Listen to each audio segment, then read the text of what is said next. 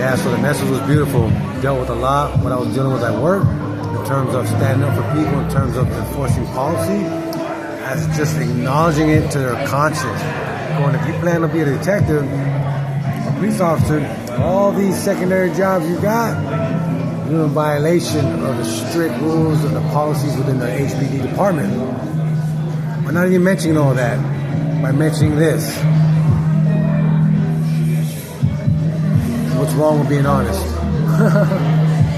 On the group chat. But anyways, we're past all that. But he identified exactly with that. Talking about being squeezed. Not because you think you're better or this and that. Not because any of those things. You know what I mean? It's more of like focusing on, I apply what's validated by the scriptures. Not to push on anyone, but my response. And if he's willing to do that to me, imagine the next person that comes in and, he go ahead and switch his mind and do anything he wants against policy. For example, in the beginning, in his own writing, it was mentioned more like, hey, you know what? We're going to confirm that you got the schedules. Hey, mine is blurry. Oh, that's not my fault. It's on your end. Figure it out. Without even sending another one. That's terrible. So he's willing to do that as a police officer.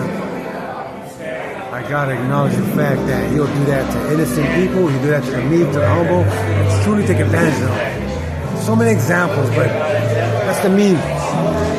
That means, there's no authority level on earth that I fear. As long as I'm validated by the scriptures in terms of being, peaceful and harmonic. And they can flip the situation so trippy to where it makes you like, these are your words. Let me repost what you said. Now let's post what you're applying now. And they act like, oh no, those words are too complicated. And I go, okay, this word that you use, disseminated, this word that you use in all your other writings, is that too complicated? I'm speaking in plain English. So they'll deny everything, even if they're an authority figure. Which proves what? Their soul has been captured. They sold their soul out. Not for me to say that to them. We got to identify with that and not condemn the person, but understand the spiritual nature that's happening. Because in the past, maybe I was like that. And God was faithful and patient and waiting for me.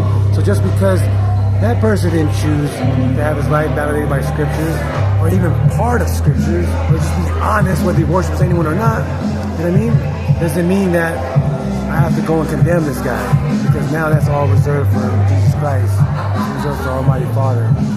Judgment and the repercussions of their actions. So big law.